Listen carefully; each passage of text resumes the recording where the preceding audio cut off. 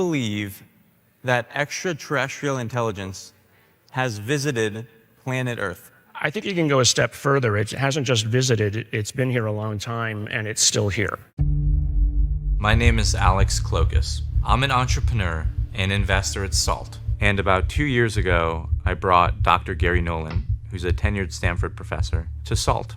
And I asked him, If you had to assign a probability to that statement, what probability would you assign? 100%. and that idea that a prestigious, world-recognized scientist would make a statement that he is 100% confident blew my mind. That statement seems so incredible that it's tough to believe. A year later, I brought Colonel Carl Nell to SALT. Carl's had a decorated career leading our military at the highest levels, and he certainly did not mince words. Non-human intelligence exists. Non-human intelligence has been interacting with humanity. This interaction is not new, and it's been ongoing. How confident are you that that is true? There's zero doubt. If their statements are true, it completely defies our current understanding of reality. The problem, however, is that both Dr. Nolan and Colonel Nell, they're kind of secondhand sources. And so we continued to push further. And ultimately, we found those primary sources. We found folks that are actually on the crash recovery team. They have been around, they have held, and they have transported supposed craft of non-human origin. Their claims are so bold and extraordinary that they truly are tough to believe. So we set up an initiative to go one step further. Extraordinary claims require extraordinary evidence. At Skywatcher, we've set out to prove it.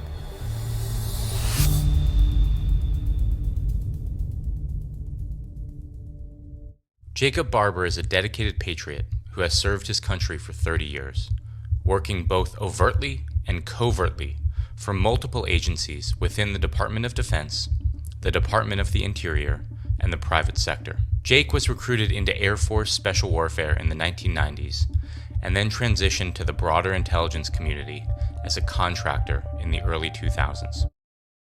Jake, do you believe that a higher form of non-human intelligence has been visiting this planet? Well, yes, I do. And when you make that claim, Jake, how confident are you that claim is true? I'm 100% confident that that claim is true. Oh my goodness.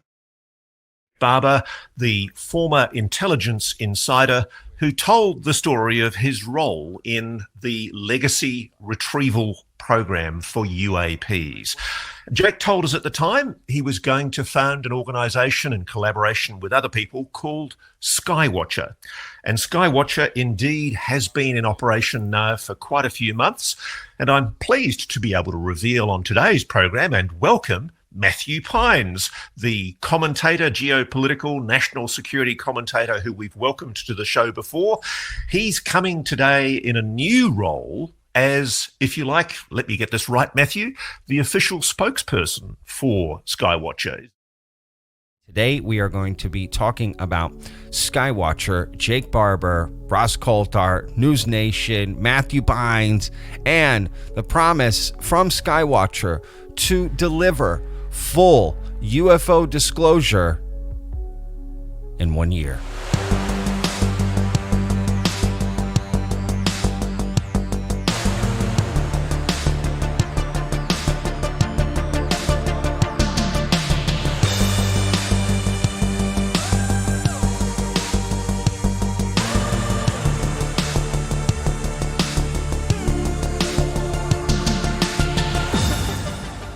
Skywatcher UFO program is a private initiative led by Jake Barber, a UAP whistleblower aimed at summoning, tracking, and potentially recovering unidentified aerial phenomena, UAP, using a blend of advanced technology and unconventional methods. The program employs psionic operators, individuals purportedly capable of using psychic abilities to interface with and attract UAP, alongside a structured team with ties to intelligence and scientific expertise. In 2024, Skywatcher reportedly conducted an operation where a craft was summoned and filmed, allegedly engaging in a mid-air encounter with another UAP. The The initiative has drawn attention for its ambitious goals, including peaceful communication with non-human entities, and claims backing from Silicon Valley investors interested in reverse engineering retrieved technology. Despite its high-profile approach and collaboration with figures like scientist Gary Nolan, it has sparked debate over its methods and evidence quality within the UFO research community. Take us through it, please. What is this discovery framework? Yes, thanks for asking about that, and we hope to have that out shortly after this airs, so be on the lookout. Folks can dig into the details. I won't go into too much of that right now, but at the top level, it's a document really meant to anchor how we think about our overall approach to collecting data and then sharing our findings with the public, right? Skywatcher is not meant to do its work in the shadows. We want to do things in the open. We want to have a transparent and rigorous scientific approach that brings in all experts and folks that are observing these activities. But we want to apply the rigorous scientific method to our work and to how we communicate the level of confidence in our findings, right? Right now, we're in a sort of a zone of ambiguity and uncertainty around lots of UAP-related information and data, things that are mostly anecdotes. We want to provide a framework that can go from anecdotes, intriguing images, intriguing encounters or experiences, to definitive scientific validated conclusions that can be shared and that can be the basis for public conversations and public policy. So this document meant to sort of anchor where we think our current understanding is and the methodologies that we're putting to the test, but also recognize where we still have a lot of work to go. Right, we're still at the early innings of this approach, and we want to show where we think we want to end up by the end of the year. Just for the sake of our audience, let's go through the levels that you've just described there. So level 1 is preliminary observation. Level 2 is structured data collection. Level 3 is analysis and hypothesis testing. Level 4 is independent verification and peer review. Level 5 is public disclosure and review. And level 6 is full disclosure and integration. Now, just so I can encapsulate this, one of the other things that's in your document is you've got a new term for what I would call the psionic inviting or summoning. And I can understand why you've changed the term, because it's a fairly loaded term. And you've got this new term, which is neuro-meditative, what are you calling it? What are you calling it, Jake? Neuromeditative interaction, or we call our psionic assets neuromeditators. So neuro-meditative interaction, that's what we previously have called psionic. And the other one is electromechanical signaling, which I've previously known as the dog whistle. When I interviewed you earlier this year, you referred to how in your previous role in the program, there was a device used known as the dog whistle. Correct. And so there's two different techniques here. One is electromechanical signaling, and the other is this neuro-meditative interaction. Yeah, to go back to keeping it kindergarten, like we have machine-based calling and measurement, and we have man-based or human-based calling and measurement. And they're both used on both ends of that. So the neuromeditative process is also one that we use for data collection, if you will, not just the calling or luring process. Now, this is doing my head in because, of course, we're talking at a time, and I think history will one day record this and show this. We're talking at a time where officially, Jake and Matt, the Pentagon categorically denies any knowledge of human interaction with a non-human intelligence, or at least with an extraterrestrial intelligence. You are saying that on obviously the research that you're doing at the moment, Skywatcher is now at the point where it is detecting something. Yeah. Is it discernibly anomalous? Are you at the stage where you can say that what you're looking at is anomalous? Well, in defense of the Defense Department, this is bigger than a defense subject. So, maybe they're not the best ones to be the subject matter experts on this holistically anyways. They have a very narrow focus, and we want them focused on national defense.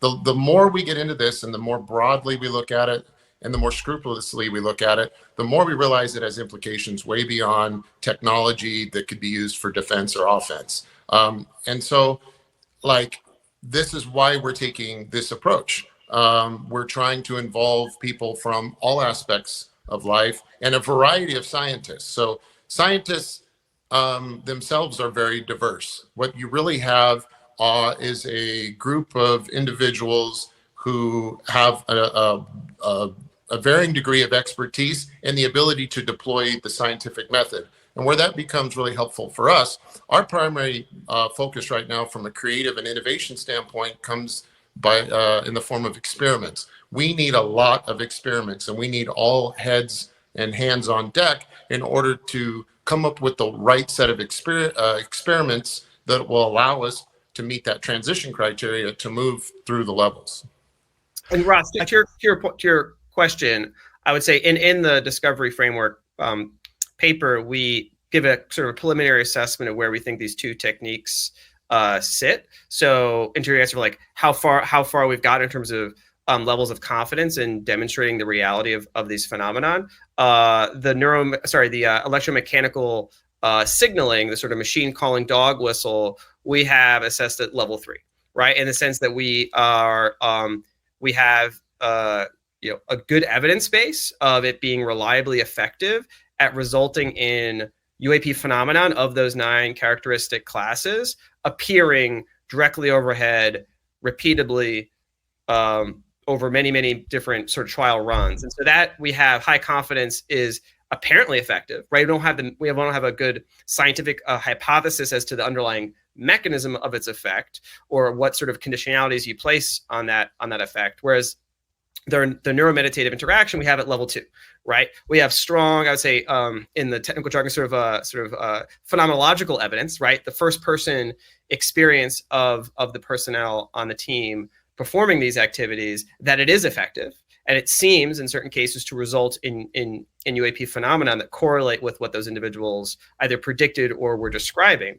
But we want to collect more data, right? This is why you want to have as controlled field experiments as possible. And then to cross-correlate those two different techniques, both the machine calling as well as the human factors component, and to see, is there a piece where one amplifies the other, where one can be used as a test of the other one's effectiveness? And so that's where we are now, is in collecting the data. But I think we have enough to go from, this isn't purely anecdotal, right? We're starting to collect real field data, real results.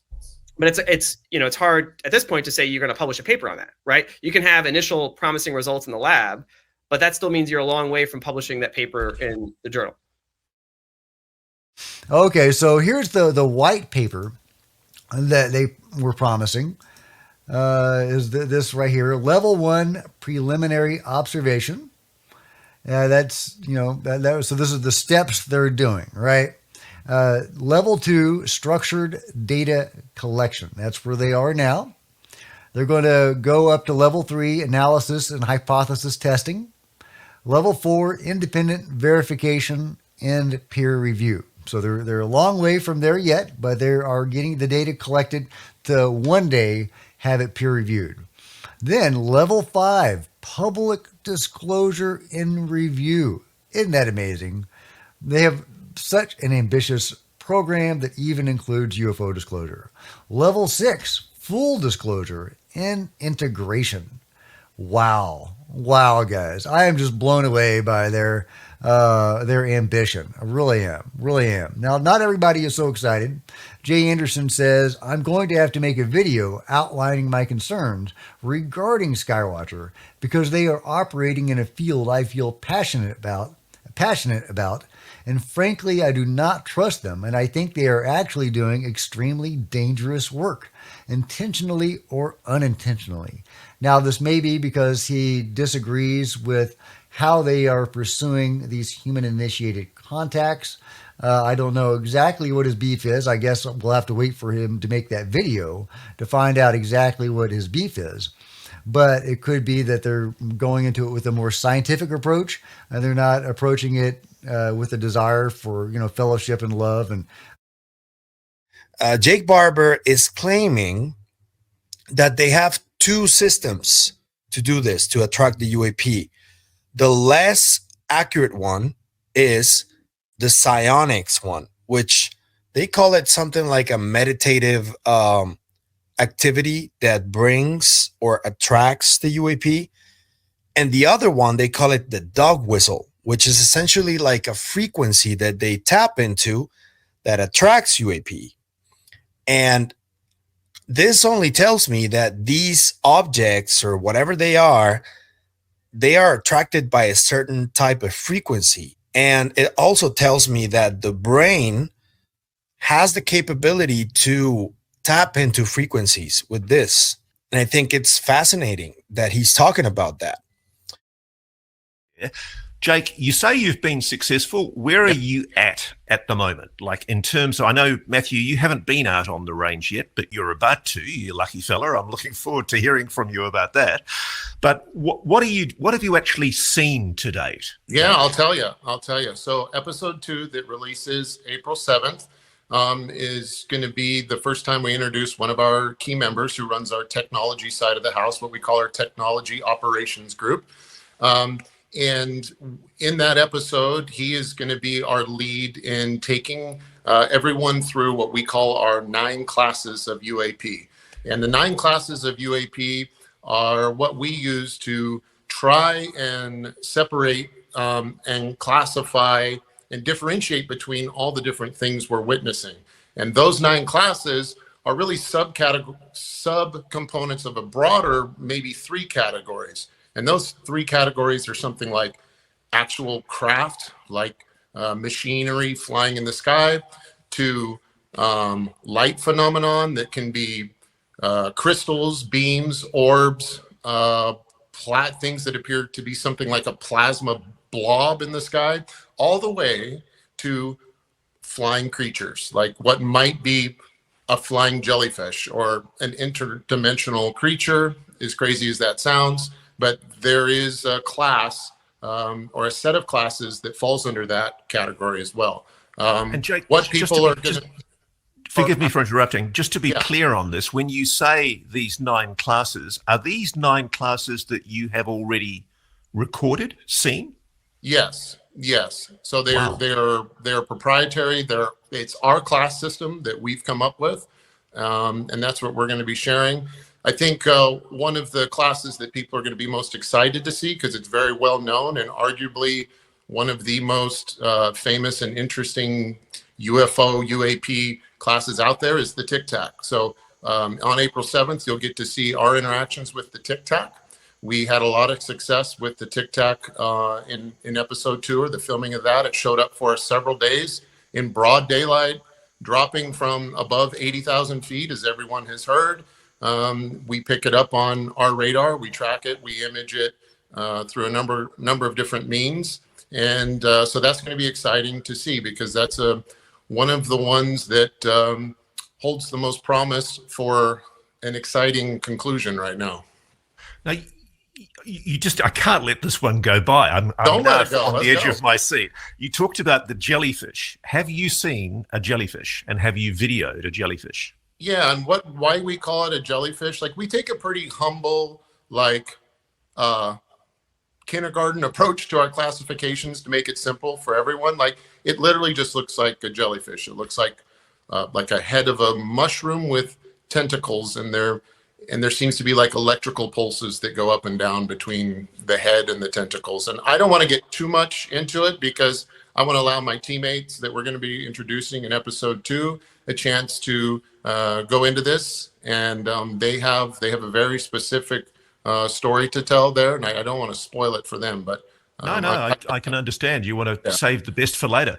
Can I ask you this though? Of the 9, you talk about the 3 subclasses, if you like. Yeah. Can you categorize for us in a descriptive term the 9 classes that you're talking about?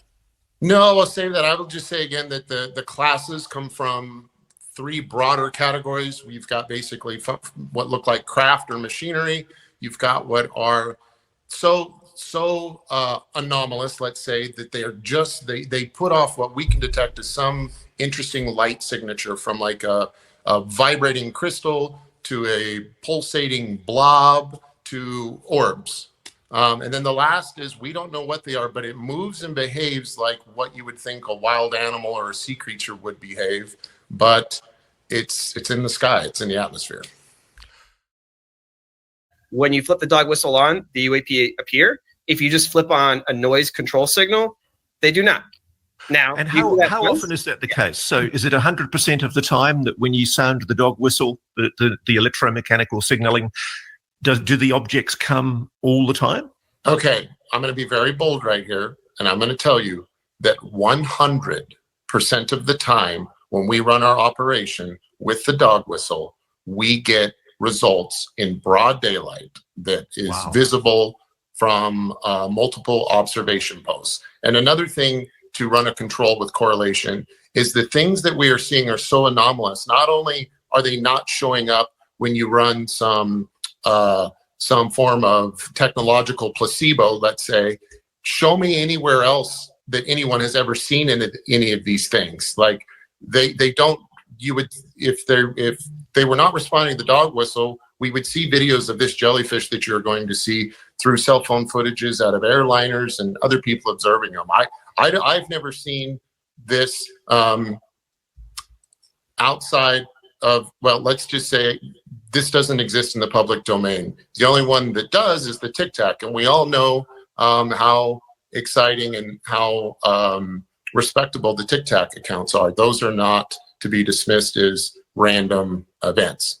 Okay, so man, I'm glad I did this video, because apparently if they are confirming this to be as effective as Jake Barber claims, we could be in front of a detection system for UAP and a traction system for UAP that has 100% accuracy.